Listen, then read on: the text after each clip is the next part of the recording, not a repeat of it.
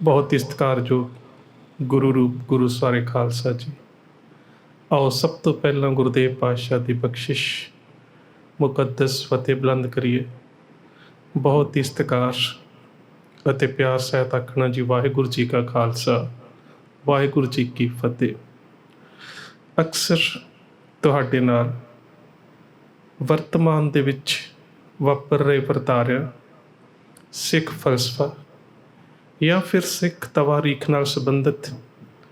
कुछ उन्हां पन्नियां दी सांझ पाउण दा यतन करदा हां जिन्हां प्रति या तां असीं अवेसले हां या फिर साडे कोल उन्हां दा गहर अध्ययन करन दा वकत नहीं है।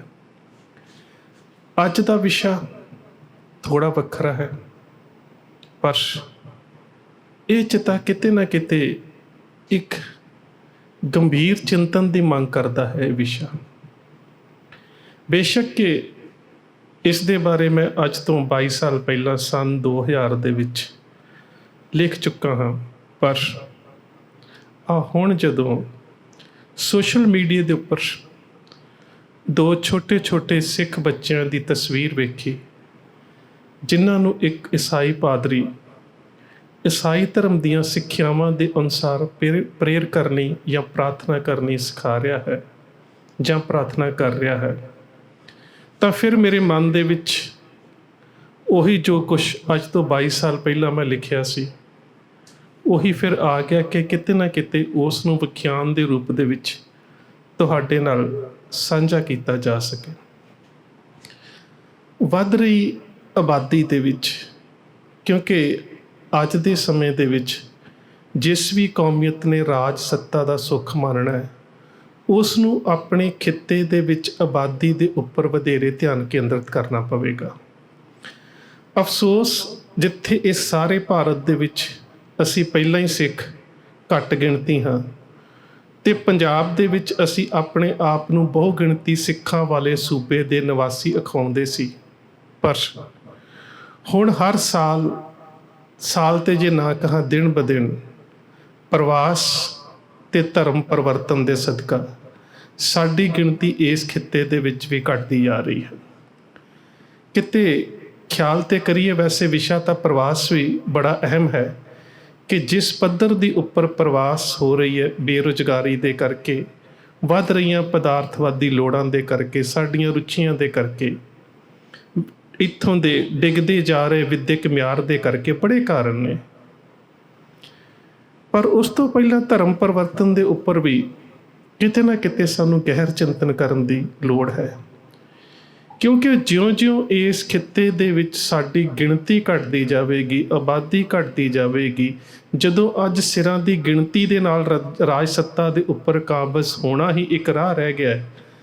ते उहदे उपर इस गल दा जरूर असर पवेगा। भाव कि उही कौमियतां अपने खित्यां दे विच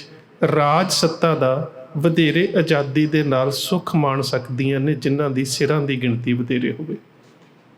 पर इस विषय के बारे असी चिंतन बहुत घट करते हैं ते जे किते अपनी अतीत वाल झाती मारीए पुराने समय वाल झाती मारीए तो वक़्त वो भी सी जदों खालसा कॉलेज अमृतसर दे 4 विद्यार्थी धर्म त्याग के धर्म परिवर्तन करके ईसाई मत दे विच गए तो उसने सिंह सभा लहर का मुंड बन दिता सी। समुची कौमीयत दे विच एक तरह का हड़कंप मच गया सी। इंज लगता सी कि कौम दे वास्ते एक क्यामत का दिन है कि बड़ी अजीब गल हो गई है कि सिख धर्म दे विच पैदा होने वाले बच्चों ने धर्म का त्याग कर दिता है, भावें कि उहदे तो पहला ये घटनाक्रम जबरी तौर पर महाराजा दलीप सिंह दे नाल वापर चुका सी। 2 शब्द हुण पंजाब दे विच बड़े अहम ने, ईसाई ते ईसा मसीह बहुत मशहूर ने। बेशक कि कई बारी इन्हां शब्दों के पिछोकड़ का भी किते ना किते मैं चिंतन करन दा कोशिश जरूर करदा जिन्नियां कि किताबां मिल जांदियां ने जां जिन्ने स्रोत मिल जांदे ने। मसीहा शब्द मसीहा दरअसल हीब्रू भाषा दे विचों जिहड़ी यहूदियां दी भाषा है उस दे विचों आया है ਔਰ ਇਸ ਨੂੰ ਮੁਕੱਦਸ ਕੁਰਾਨ ਸ਼ਰੀਫ ਦੇ ਵਿੱਚ ਅਰਬੀ ਦੇ ਵਿੱਚ ਇਸੇ ਤਰ੍ਹਾਂ ਹੀ ਥੋੜ੍ਹੇ ਜਿਹੇ ਫਰਕ ਦੇ ਨਾਲ ਮਸੀਹਾ ਤਸਲੀਮ ਕੀਤਾ ਗਿਆ ਜਾਂ ਪ੍ਰਵਾਨਿਆ ਗਿਆ। ਅਤੇ 10 ਤੋਂ ਵੱਧ ਵਾਰੀ ਕੁਰਾਨ ਸ਼ਰੀਫ ਦੇ ਵਿੱਚ ਮਸੀਹਾ ਸ਼ਬਦ ਦੀ ਵਰਤੋਂ ਜਿਹੜੀ ਹੈ ਹੋਈ ਹੈ। ਪਰ ਇਹਦੇ ਜਦੋਂ ਅਸੀਂ ਅਰਥ ਵੇਖਦੇ ਹਾਂ ਤਾਂ ਅਰਥ ਬਣਦੇ ਨੇ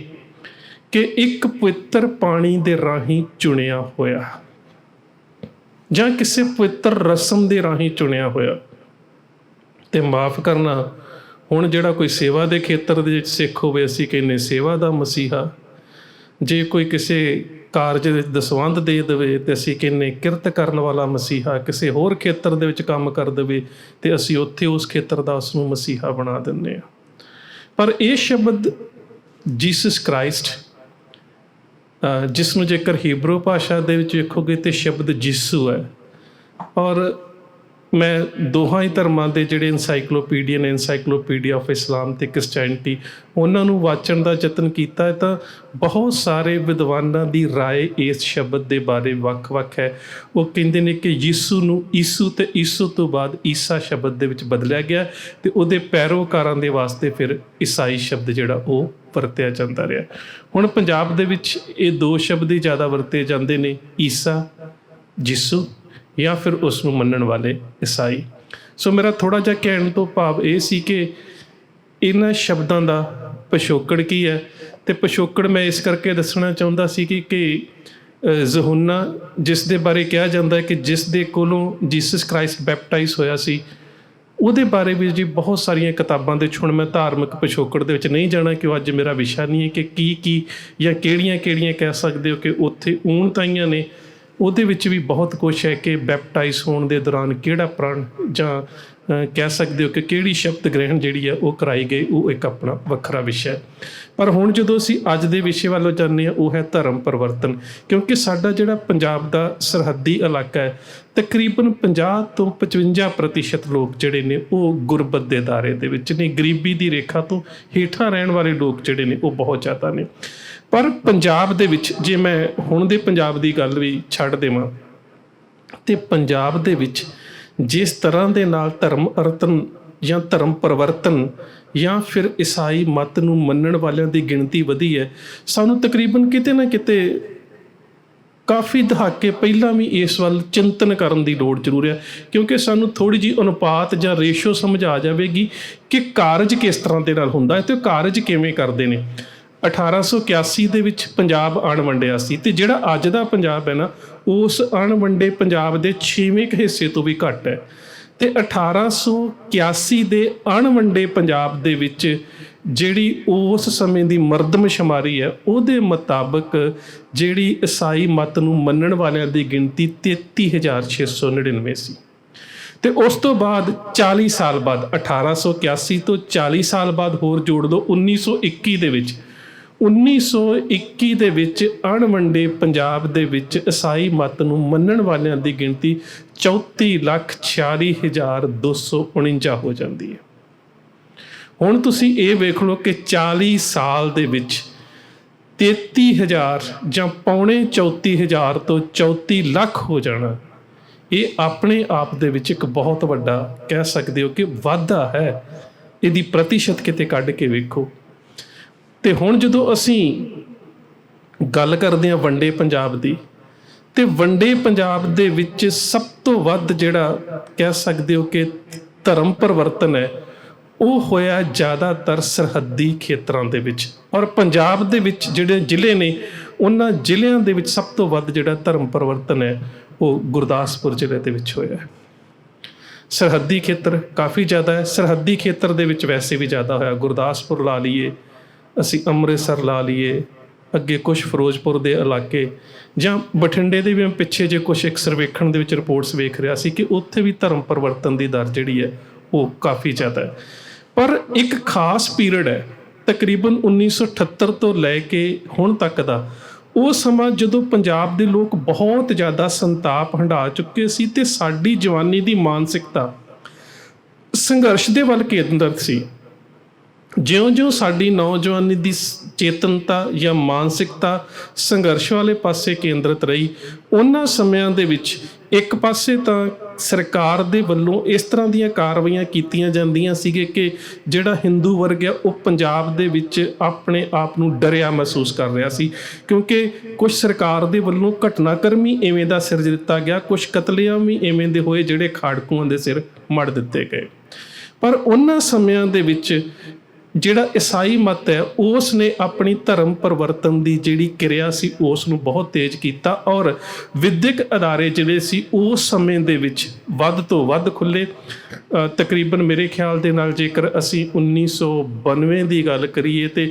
ਉਹਨਾਂ ਦਿਨਾਂ ਦੇ ਵਿੱਚ 1992 ਦੇ ਵਿੱਚ ਮੈਂ ਇੱਕ ਕਿਤਾਬ ਦੇ ਵਿੱਚ ਪੜ੍ਹ ਰਿਹਾ ਸੀ ਕਿ ਗੁਰਦਾਸਪੁਰ ਜ਼ਿਲ੍ਹੇ ਦੇ ਵਿੱਚ ਇੱਕ ਸਕੂਲ ਦੇ ਵਾਸਤੇ ਥੋੜ੍ਹੀ ਜਿਹੀ ਜ਼ਮੀਨ 47 ਲੱਖ ਦੀ ਖਰੀਦੀ ਗਈ।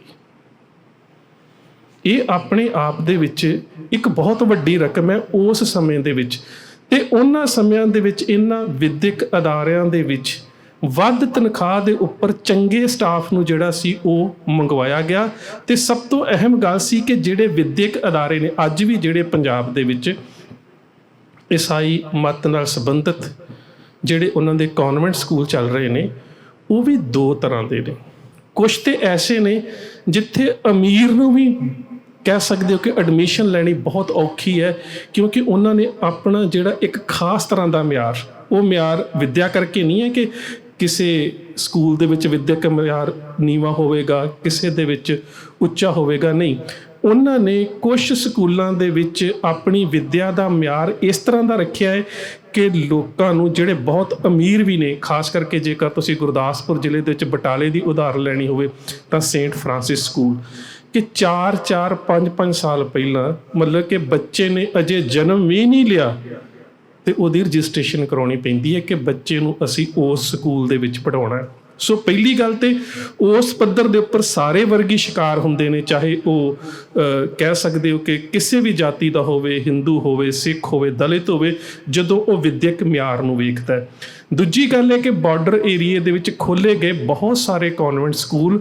ਜਿੱਥੇ ਕਿ ਧਰਮ ਪਰਿਵਰਤਨ ਕਰਨ ਵਾਲਿਆਂ ਨੂੰ ਖਾਸ ਰਿਆਇਤਾਂ ਦਿੱਤੀਆਂ ਜਾਂਦੀਆਂ ਨੇ, ਔਰ ਇਹ ਰਿਆਇਤਾਂ ਜਿਹੜੀਆਂ ਨੇ ਇਹ ਮਹਿੰਗੇ ਸਕੂਲਾਂ ਦੇ ਵਿੱਚ ਵੀ ਨੇ। ਹੁਣ ਜੇਕਰ ਅਸੀਂ ਗੁਰਦਾਸਪੁਰ ਜ਼ਿਲ੍ਹੇ ਦੇ ਵਿੱਚ 1981 ਤੋਂ ਲੈ ਕੇ ਅਤੇ 1991 ਤੱਕ 10 ਸਾਲ ਦਾ ਸਮਾਂ ਵੇਖੀਏ ਤਾਂ ਇਸ ਸਮੇਂ ਦੇ ਵਿੱਚ ਧਰਮ ਪਰਿਵਰਤਨ ਹੋ ਕੇ ਈਸਾਈ ਮਤ ਨੂੰ ਧਾਰਨ ਕਰਨ ਵਾਲਿਆਂ ਦੀ ਜਿਹੜੀ ਗਿਣਤੀ ਹੈ ਉਹ ਤੁਸੀਂ ਹੈਰਾਨ ਹੋ ਜਾਵੋਗੇ ਕਿ 1981 ਦੇ ਵਿੱਚ ਜਿਹੜੀ ਗੁਰਦਾਸਪੁਰ ਜ਼ਿਲ੍ਹੇ ਦੇ ਵਿੱਚ ਈਸਾਈ ਮਤ ਜਿਹੜੇ ਗ੍ਰਹਿਣ ਕਰਨ ਵਾਲੇ ਨੇ ਜਾਂ ਈਸਾਈ ਮਤ ਦੇ ਧਾਰਨੀ ਨੇ ਉਹਨਾਂ ਦੀ ਗਿਣਤੀ 79,736 ਹੈ। ਅਤੇ 91 ਦੇ ਵਿੱਚ 1991 ਦੇ ਵਿੱਚ 10 ਸਾਲ ਬਾਅਦ ਉਹ 1,20,470 ਹੋ ਜਾਂਦੀ ਹੈ। ਸੋ ਹੁਣ ਤੁਸੀਂ ਵੇਖੋ ਕਿ ਅੱਜ ਦੇ ਸਮੇਂ ਦੇ ਵਿੱਚ ਜਿਹੜਾ ਇਹ ਪੰਜਾਬ ਹੈ ਇਹ ਅਣਵੰਡੇ ਪੰਜਾਬ ਦਾ ਤਕਰੀਬਨ 6ਵੇਂ ਹਿੱਸੇ ਤੋਂ ਵੀ ਘੱਟ ਹੈ। ਅਤੇ ਇਸ ਅਣਵੰਡੇ ਪੰਜਾਬ ਦੇ ਵਿੱਚ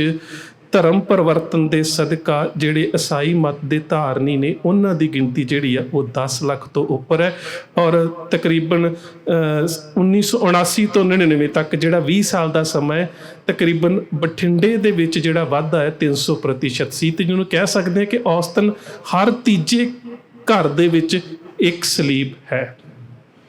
ਹੁਣ ਉਹਦਾ ਸਭ ਤੋਂ ਵੱਡਾ ਕਾਰਨ ਕੀ ਹੈ? ਸਾਡੀਆਂ ਵੀ ਬਹੁਤ ਸਾਰੀਆਂ ਸਮਾਜ ਸੇਵੀ ਸੰਸਥਾਵਾਂ ਨੇ, ਪਰ ਜਿਹੜੀਆਂ ਈਸਾਈ ਧਰਮ ਦੇ ਪ੍ਰਫੁੱਲਤ ਅਤੇ ਉਹਨਾਂ ਦੇ ਪ੍ਰਚਾਰ ਅਤੇ ਉਹਨਾਂ ਦਾ ਪ੍ਰਸਾਰ ਕਰਨ ਵਾਸਤੇ ਜਿਹੜੀਆਂ ਉਹਨਾਂ ਦੀਆਂ ਵਿਦੇਸ਼ਾਂ ਦੇ ਵਿੱਚ ਧਾਰਮਿਕ ਸੰਸਥਾਵਾਂ ਨੇ ਉਹਨਾਂ ਦਾ ਬਹੁਤ ਸਾਰਾ ਕਹਿ ਸਕਦੇ ਹੋ ਕਿ ਦਾਨ ਦਾ ਪੈਸਾ ਜਿਹੜਾ ਹਿੰਦੁਸਤਾਨ ਦੇ ਵਿੱਚ ਆਉਂਦਾ ਹੈ ਉਹ ਬਹੁਤ ਸਾਰਾ ਪੈਸਾ ਲੋਕਾਂ ਨੂੰ ਆਰਥਿਕ ਕਹਿ ਸਕਦੇ ਹੋ ਕਿ ਮਜਬੂਰੀ ਦੇ ਵਿੱਚੋਂ ਕੱਢ ਕੇ ਧਰਮ ਪਰਿਵਰਤਨ ਕਰਨ ਦੇ ਵਾਸਤੇ ਵਰਤਿਆ ਜਾਂਦਾ ਹੈ। 1998 ਦਾ ਇੱਕ ਸਰਵੇਖਣ ਮੈਂ ਵੇਖ ਰਿਹਾ ਸੀ। ਜਿੰਨੀਆਂ ਵੀ ਮੈਂ ਤੁਹਾਡੇ ਨਾਲ ਗੱਲਾਂ ਸਾਂਝੀਆਂ ਕਰ ਰਿਹਾ ਇਹ ਸਾਰੇ ਸਰਵੇਖਣ ਦੇ ਜਿਹੜੇ ਜਾਂ ਡਾਟਾ ਜਾਂ ਜਿਹੜਾ ਰਿਕਾਰਡ ਹੈ ਉਹ ਸਾਰਾ ਮੇਰੇ ਕੋਲ ਅਵੇਲੇਬਲ ਆ। 1998 ਦੇ ਵਿੱਚ ਪੰਜਾਬ ਦੇ ਵਿੱਚ ਜੇ ਟੋਟਲ 20 ਕਰੋੜ ਰੁਪਈਆ ਆਉਂਦਾ ਹੈ ਵਿਦੇਸ਼ਾਂ ਤੋਂ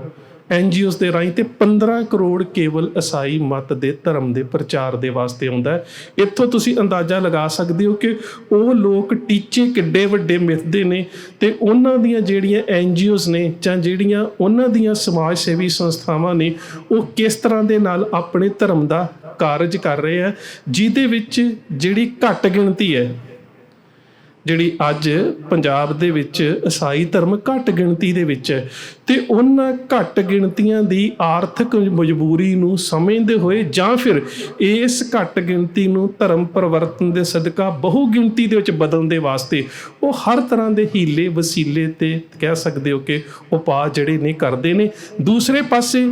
ਰਾਜਸੀ ਪੱਧਰ ਦੇ ਉੱਪਰ ਪੰਜਾਬ ਦੇ ਵਿੱਚ ਕੋਈ ਵੀ ਸਰਕਾਰ ਹੋਵੇ, ਉਹ ਤਾਂ ਕੁਦਰਤੀ ਹੈ ਕਿ ਕਿਸੇ ਵੀ ਘੱਟ ਗਿਣਤੀ ਨੂੰ ਰਿਆਇਤਾਂ ਜਿਹੜੀਆਂ ਨੇ ਜ਼ਿਆਦਾ ਮਿਲਦੀਆਂ ਨੇ, ਪਰ ਫਿਰ ਵੀ ਸਰਕਾਰ ਦੇ ਵੱਲੋਂ ਮਿਲੀਆਂ ਰਿਆਇਤਾਂ ਨੂੰ ਜੇਕਰ ਛੱਡ ਵੀ ਦਿੱਤਾ ਜਾਵੇ ਤਾਂ ਉਹਨਾਂ ਦੀਆਂ ਜਿਹੜੀਆਂ ਸਮਾਜ ਸੇਵੀ ਸੰਸਥਾਵਾਂ ਨੇ ਉਹ ਪੰਜਾਬ ਦੇ ਵਿੱਚ ਬਹੁਤ ਜ਼ਿਆਦਾ ਸਰਗਰਮ ਨੇ। ਔਰ 1999 ਦੇ ਵਿੱਚ ਜਾਂ 2000 ਦੇ ਵਿੱਚ ਉਹਨਾਂ ਨੇ ਇੱਕ ਟੀਚਾ ਮਿੱਥਿਆ ਸੀ ਕਿ ਸਾਰੇ ਭਾਰਤ ਦੇ ਵਿੱਚ 5 ਲੱਖ ਪਿੰਡਾਂ ਦੇ ਵਿੱਚ ਪ੍ਰਚਾਰ ਕੀਤਾ ਜਾਵੇਗਾ, 9 ਲੱਖ ਜਿਹੜੇ ਨੇ ਉਹ ਚਰਚ ਜਿਹੜੇ ਨੇ ਉਹ ਉਸਾਰੇ ਜਾਣਗੇ, ਤੇ ਉਹਨਾਂ ਦੇ ਇਸ ਵੇਲੇ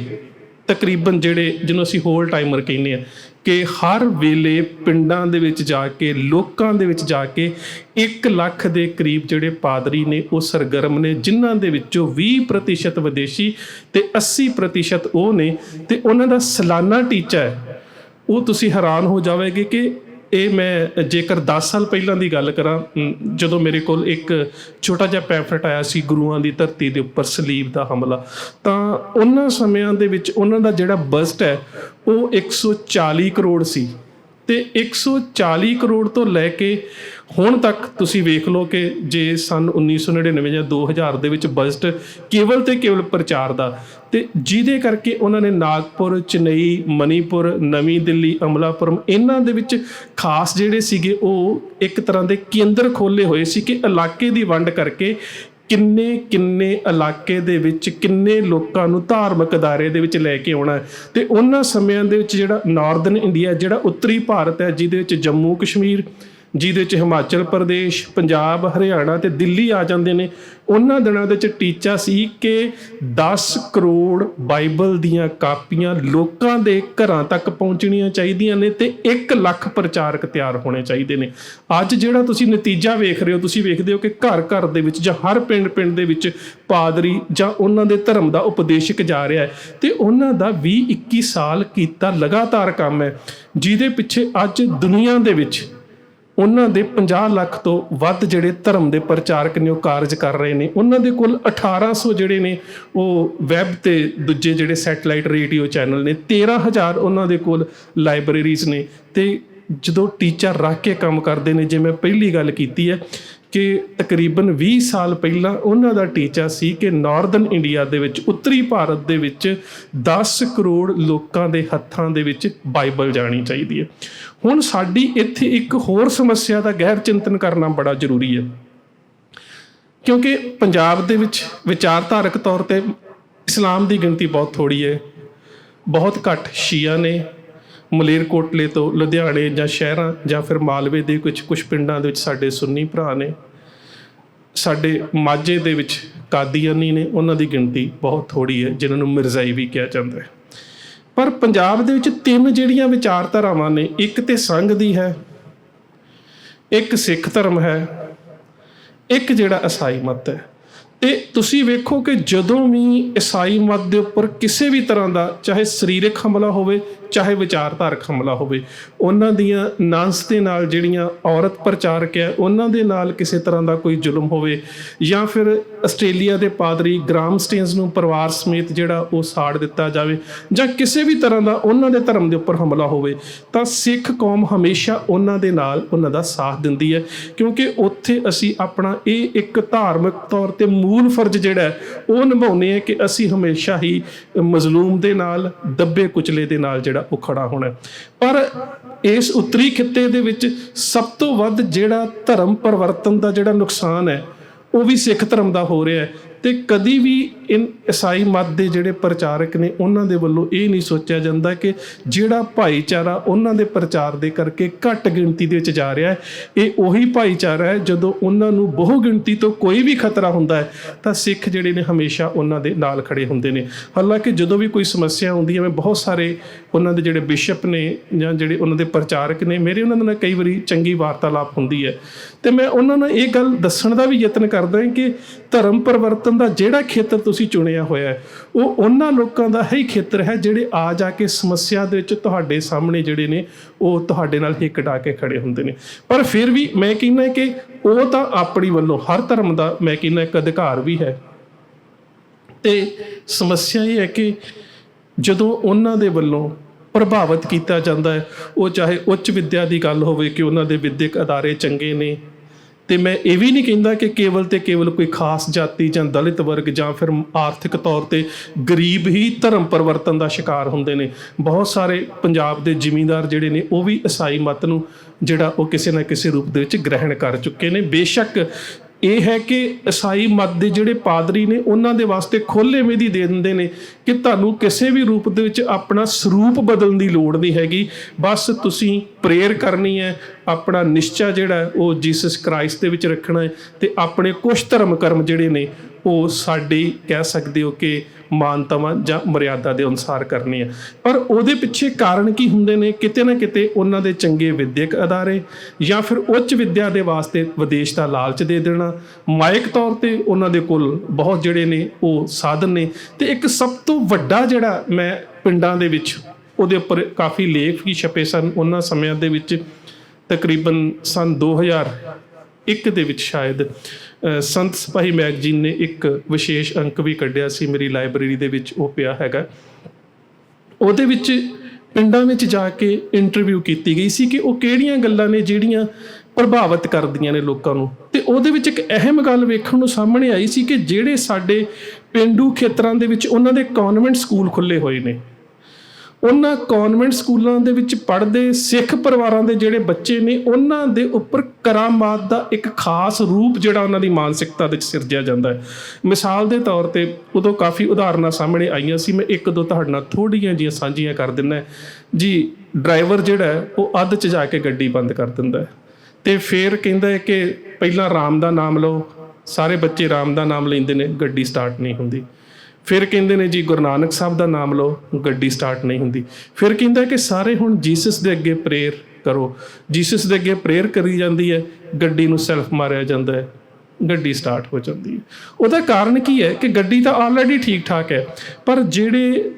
ਨਰਸਰੀ ਜਾਂ ਫਿਰ ਫਸਟ ਤੱਕ ਦੇ, ਨਰਸਰੀ ਤੋਂ ਲੈ ਕੇ ਪਹਿਲੀ ਤੱਕ ਦੇ ਬੱਚੇ ਨੇ, ਉਹਨਾਂ ਦੀ ਮਾਨਸਿਕਤਾ ਇਸ ਗੱਲ ਤੋਂ ਪ੍ਰਭਾਵਿਤ ਹੁੰਦੀ ਹੈ। ਕੁਝ ਸਕੂਲਾਂ ਦੇ ਵਿੱਚ ਉਦੋਂ ਅਸੀਂ ਕੁਛ ਤਰ੍ਹਾਂ ਦੀਆਂ ਇਸ ਤਰ੍ਹਾਂ ਵੇਖਿਆ ਸੀਗਾ ਕਿ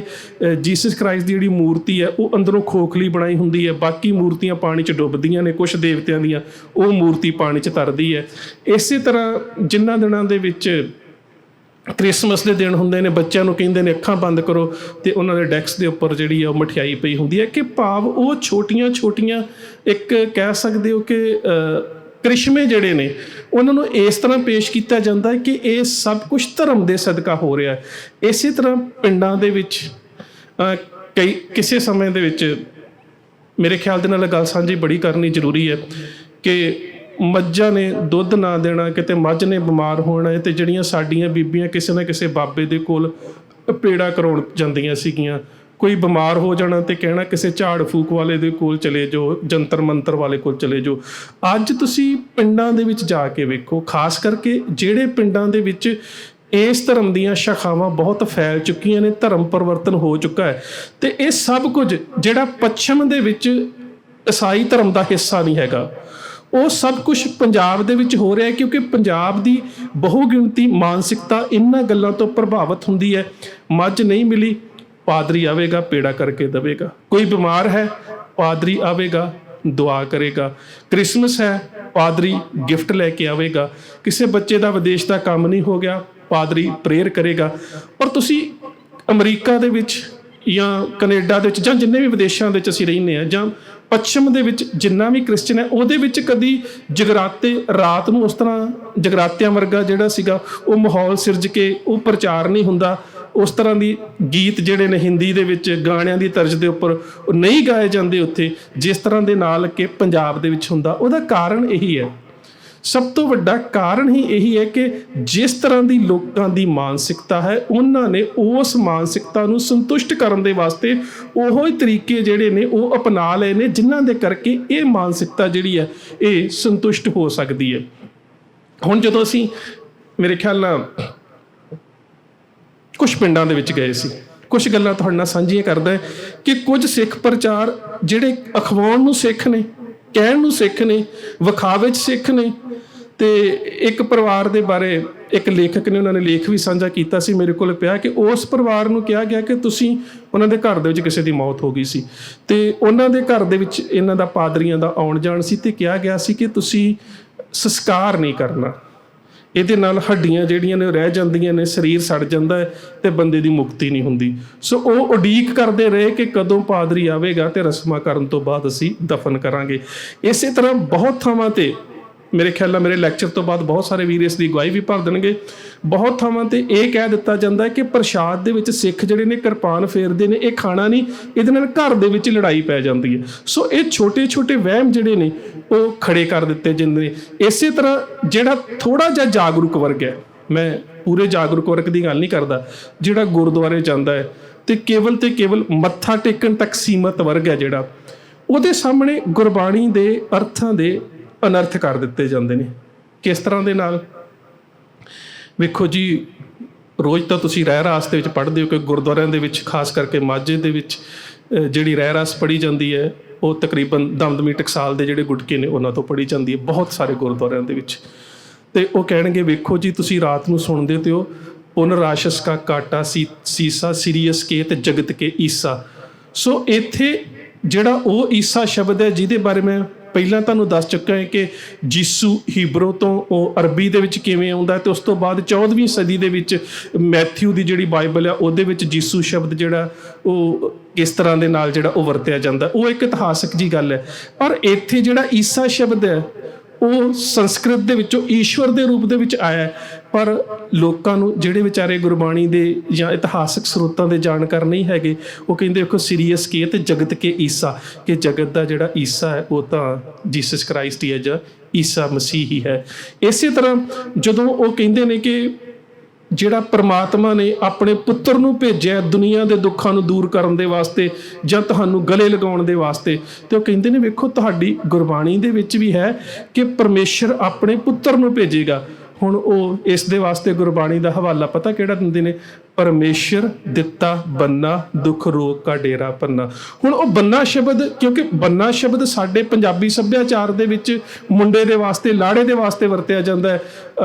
ਜਿਵੇਂ ਬੱਚਾ ਵਿਆਹ ਕੇ ਆਉਂਦਾ ਤੇ ਸਾਡੇ ਪੰਜਾਬੀ ਦੇ ਵਿੱਚ ਜਿਹੜੀਆਂ ਬੀਬੀਆਂ ਪਾਣੀ ਵਾਰਨ ਦੀ ਪ੍ਰਥਾ ਜਾਂ ਉਹ ਰਿਵਾਜ ਕਰਦੀਆਂ ਨੇ ਤੇ ਨਾਲ ਪੜ੍ਹਿਆ ਜਾਂਦਾ ਪਾਣੀ ਵਾਰ ਬੰਨੇ ਦੀ ਮਾਏ, ਬੰਨਾ ਤੇਰਾ ਬਾੜ ਖਰਾ। ਉਹ ਮੁੰਡੇ ਦੇ ਵਾਸਤੇ ਜਿਹੜਾ ਬੰਨਾ ਸ਼ਬਦ ਵਰਤਿਆ ਜਾਂਦਾ ਹੈ। ਇੱਥੇ ਬੰਨਾ ਸ਼ਬਦ ਦਾ ਅਰਥ ਆਸਰਾ ਹੈ ਕਿ ਪਰਮੇਸ਼ਰ ਦਿੱਤਾ ਬੰਨਾ, ਕਿ ਪਰਮਾਤਮਾ ਨੇ ਆਸਰਾ ਦਿੱਤਾ, ਪਰ ਉਸ ਅਰਥ ਦਾ ਅਨਰਥ ਕਰ ਦਿੱਤਾ ਜਾਂਦਾ ਹੈ ਮੁੰਡੇ ਦੇ ਰੂਪ ਦੇ ਵਿੱਚ। ਤੇ ਵੈਸੇ ਬੰਨਾ ਸ਼ਬਦ ਗੁਰਬਾਣੀ ਦੇ ਵਿੱਚ ਕਈ ਅਰਥਾਂ ਦੇ ਵਿੱਚ ਹੈ, ਜਿਵੇਂ ਸ਼ੇਖ ਫਰੀਦ ਸਾਹਿਬ ਲਿਖਦੇ ਨੇ ਮੌਤੇ ਦਾ ਬੰਨਾ ਇਵੇਂ ਦਿਸੇ, ਜਾਂ ਫਿਰ ਅਸੀਂ ਜਪਜੀ ਸਾਹਿਬ ਦੇ ਵਿੱਚ ਪੜ੍ਹਦੇ ਹਾਂ ਬੰਨਾ ਪੁਰੀਆਂ ਭਾਰ। ਹੁਣ ਫਰੀਦ ਸਾਹਿਬ ਨੇ ਬੰਨਾ ਦਾ ਅਰਥ ਜਿਹੜਾ ਉਹ ਮੌਤੇ ਦਾ ਬੰਨਾ ਕਿਨਾਰਾ ਦਾ ਰੂਪ ਦੇ ਵਿੱਚ ਹੈ, ਇੱਥੇ ਬੰਨਾ ਪੁਰੀਆ ਭਾਰ ਬੰਨਣਾ ਹੈ, ਗੰਢ ਮਾਰਨਾ ਹੈ। ਸੋ ਜਦੋਂ ਅਸੀਂ ਪੰਜਾਬੀ ਦੀ ਜਿਹੜੀ ਕਹਿ ਸਕਦੇ ਹੋ ਕਿ ਪੰਜਾਬੀ ਦੇ ਸੱਭਿਆਚਾਰ 'ਚ ਵਰਤਦੇ ਹਾਂ ਪਾਣੀ ਵਾਰ ਬੰਨੇ ਦੀ ਮਾਈਏ, ਉੱਥੇ ਅਰਥ ਜਿਹੜਾ ਉਹ ਲੜਕਾ ਹੈ ਜਾਂ ਮੁੰਡਾ ਹੈ। ਤੇ ਜਿਹੜਾ ਇਹ ਕਹਿੰਦੇ ਨੇ ਉਹ ਪਰਮੇਸ਼ਰ ਦਿੱਤਾ ਬੰਨਾ, ਉੱਥੇ ਉਹਦਾ ਅਰਥ ਆਸਰਾ ਹੈ। ਪਰ ਇਹ ਕਹਿੰਦੇ ਨੇ ਕਿ ਪਰਮੇਸ਼ਰ ਨੇ ਮੁੰਡਾ ਦੇ ਦਿੱਤਾ, ਆਪਣੇ ਪੁੱਤਰ ਨੂੰ ਭੇਜਿਆ ਤੁਹਾਡੇ ਦੁੱਖ ਤੇ ਰੋਗਾਂ ਨੂੰ ਦੂਰ ਕਰਨ ਦੇ ਵਾਸਤੇ। ਸੋ ਇਹ ਸਾਰੀ ਸਮੱਸਿਆ ਨੂੰ ਸਾਨੂੰ ਸਮਝਣ ਦੀ ਲੋੜ ਹੈ। ਨਿਘਾਰ ਦੇ ਜਿਹੜੇ ਕਾਰਨ ਨੇ ਉਹਨਾਂ ਦਾ ਸਾਨੂੰ ਕਿਤੇ ਨਾ ਕਿਤੇ ਜਿਹੜਾ ਉਹ ਅਧਿਐਨ ਜ਼ਰੂਰ ਕਰਨਾ ਪਵੇਗਾ। ਪਹਿਲੀ ਗੱਲ ਤਾਂ ਕਿ ਸਾਡੇ ਜਿਹੜੇ ਪ੍ਰਚਾਰਕ ਵੀਰ ਨੇ ਉਹਨਾਂ ਨੂੰ ਇਸ ਸਾਰੇ ਕਹਿ ਸਕਦੇ ਹੋ ਕਿ ਵਰਤਾਰੇ ਦਾ ਅਧਿਐਨ ਕਰਨਾ ਪਵੇਗਾ ਕਿ ਅੱਜ ਦੇ ਸਮੇਂ ਦੇ ਵਿੱਚ ਵੱਧ ਰਹੀ ਆਬਾਦੀ ਦੇ ਵਿੱਚ ਧਰਮ ਪਰਿਵਰਤਨ ਦੇ ਸਦਕਾ ਸਿੱਖਾਂ ਦੀ ਸਥਿਤੀ ਕੀ ਹੈ। ਦੂਜੀ ਗੱਲ, ਜਿਹੜੀਆਂ ਸਾਡੀਆਂ NGOs ਨੇ ਉਹਨਾਂ ਨੂੰ ਵਿਦਿਅਕ ਅਦਾਰਿਆਂ ਦੇ ਉੱਪਰ, ਪੰਜਾਬ ਦੇ ਸਿੱਖਾਂ ਦੀ ਆਰਥਿਕ ਹਾਲਾਤ ਦੇ ਉੱਪਰ ਤੇ ਹਸਪਤਾਲਾਂ ਦੇ ਉੱਪਰ ਖਾਸ ਤਵੱਜੋ ਦੇਣੀ ਪਵੇਗੀ। ਇੱਕ ਅਹਿਮ ਗੱਲ ਹੈ ਕਿ ਜਿੱਦਾਂ ਡੇਰਿਆਂ ਦੇ ਵਿੱਚ ਬਹੁਤ ਸਾਰੇ ਐਸੇ ਡੇਰੇ ਨੇ ਜਾਤੀ ਆਧਾਰਿਤ ਪੱਖਪਾਤ ਹੁੰਦਾ ਜਾਂ ਕਿਸੇ ਵੀ ਰੂਪ ਦੇ ਵਿੱਚ ਕਿਸੇ ਗੁਰਦੁਆਰੇ ਦੇ ਕਿਸੇ ਦੇ ਨਾਲ ਜਾਤੀ ਵਿਤਕਰਾ ਹੁੰਦਾ, ਉੱਥੇ ਸਮੁੱਚੀਆਂ ਜਿਹੜੀਆਂ ਸਿੱਖਾਂ ਦੀਆਂ ਜਾਗਰੂਕ ਧਿਰਾਂ ਨੇ ਉਹਨਾਂ ਨੂੰ ਉੱਥੇ ਸਟੈਂਡ ਲੈਣਾ ਪਵੇਗਾ, ਉਹਨਾਂ ਨੂੰ ਉੱਥੇ ਖੜਨਾ ਪਵੇਗਾ। ਜਿਹੜੀਆਂ ਸਾਡੀਆਂ ਨੁਮਾਇੰਦਾ ਪੰਥਕ ਸੰਸਥਾਵਾਂ ਨੇ ਉਹਨਾਂ ਨੂੰ ਕਿਤੇ ਨਾ ਕਿਤੇ ਸਿੱਖਾਂ ਦੇ ਪ੍ਰਚਾਰ ਦੇ ਖੇਤਰ ਦੇ ਵਿੱਚ ਵਧੀਆ ਜਿਹੜੀ ਭੂਮਿਕਾ ਨਿਭਾਉਣੀ ਪਵੇਗੀ ਕਿ ਸਿੱਖ ਫਲਸਫਾ, ਸਿੱਖ ਤਵਾਰੀਖ, ਸਿੱਖ ਵਿਚਾਰਧਾਰਾ, ਸਿੱਖ ਰਹਿਤ ਮਰਿਆਦਾ ਜਿਹੜੀ ਹੈ ਉਹ ਹਰ ਪ੍ਰਾਣੀ ਮਾਤਰ ਤੱਕ ਪਹੁੰਚ ਸਕੇ ਔਰ ਇੱਕ ਚੰਗੀ ਪ੍ਰਚਾਰ ਨੀਤੀ ਬਣਾਈ ਜਾ ਸਕੇ। ਵੇਖੋ, ਜੇਕਰ ਮੈਂ ਇੱਕ ਹੋਰ ਵੀ ਉਦਾਹਰਨ ਦੇਵਾਂ, ਜਦੋਂ ਅਸੀਂ ਬੜਾ ਸੌਖਾ ਜਿਹਾ ਕਹਿ ਕੇ ਚਲੇ ਜਾਂਦੇ ਜੀ ਪੰਜਾਬ ਦੇ ਲੋਕ ਤਾਂ ਆਰਥਿਕ ਤੌਰ 'ਤੇ ਜਿਹੜੇ ਭਰਾ ਸਾਡੇ ਗਰੀਬ ਹੁੰਦੇ ਨੇ ਉਹ ਧਰਮ ਪਰਿਵਰਤਨ ਕਰ ਲੈਂਦੇ ਨੇ,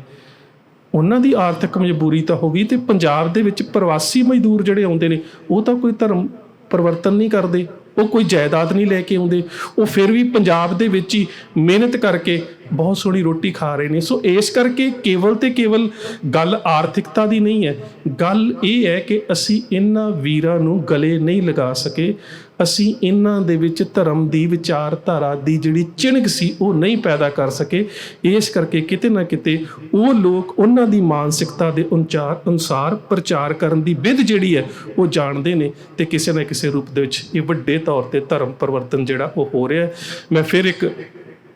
ਕਿਸੇ ਅਦੀਬ ਦਾ ਬੜਾ ਪਿਆਰਾ ਕਥਨ ਹੈ, ਕਬਾਬੇ ਸਿੱਖ ਹੈ ਹਮ ਕਰਵਟੇ ਹਰ ਸੂ ਬਦਲਤੇ ਹੈ, ਜੋ ਜਲ ਜਾਤਾ ਹੈ ਇਹ ਪਹਿਲੂ ਤੋ ਉਹ ਪਹਿਲੂ ਬਦਲਤੇ ਹੈ। ਬਸ ਸਾਡੀ ਹਾਲਤ ਕੁਛ ਇਸ ਤਰ੍ਹਾਂ ਦੀ ਹੋ ਗਈ ਹੈ, ਕਦੀ ਅੱਜ ਇੱਕ ਸਮੱਸਿਆ, ਕੱਲ੍ਹ ਦੂਜੀ ਸਮੱਸਿਆ, ਫਿਰ ਤੀਜੀ ਸਮੱਸਿਆ। ਕਾਰਨ ਕੀ ਹੈ ਕਿ ਆਪਸ ਦੇ ਵਿੱਚ ਬਹੁਤ ਜ਼ਿਆਦਾ ਵੰਡ ਹੈ, ਤੇ ਕਿਤੇ ਵੀ ਅਸੀਂ ਬੈਠ ਕੇ ਇਕੱਠੇ ਹੋ ਕੇ ਜਿਹੜੀ ਗੁਰੂ ਪਾਤਸ਼ਾਹ ਨੇ ਸਾਨੂੰ ਬਖਸ਼ਿਸ਼ ਕੀਤੀ ਸੀ ਨਾ ਕਿ ਹੋਏ ਇਕੱਤਰ ਮਿਲੋ ਮੇਰੇ ਭਾਈ, ਅਸੀਂ ਉਸ ਤੋਂ ਦੂਰ ਜਹਾਂ ਤੇ ਕਦੀ ਵੀ ਇਹਨਾਂ ਸਮੱਸਿਆਵਾਂ ਦਾ ਗਹਿਰ ਤੇ ਗੰਭੀਰ ਚਿੰਤਨ ਨਹੀਂ ਕਰਦੇ। ਆਸ ਕਰਦਾ ਹਾਂ ਕਿ ਕੁਛ ਵੀਰ ਇਸ ਗੰਭੀਰ ਸਮੱਸਿਆ ਦੇ ਉੱਪਰ ਚਿੰਤਨ ਕਰਨ ਦਾ ਯਤਨ ਜ਼ਰੂਰ ਕਰਨਗੇ। ਇੰਨੀਆਂ ਕੁ ਬੇਨਤੀਆਂ ਪ੍ਰਵਾਨ। ਵਾਹਿਗੁਰੂ ਜੀ ਕਾ ਖਾਲਸਾ, ਵਾਹਿਗੁਰੂ ਜੀ ਕੀ ਫਤਿਹ।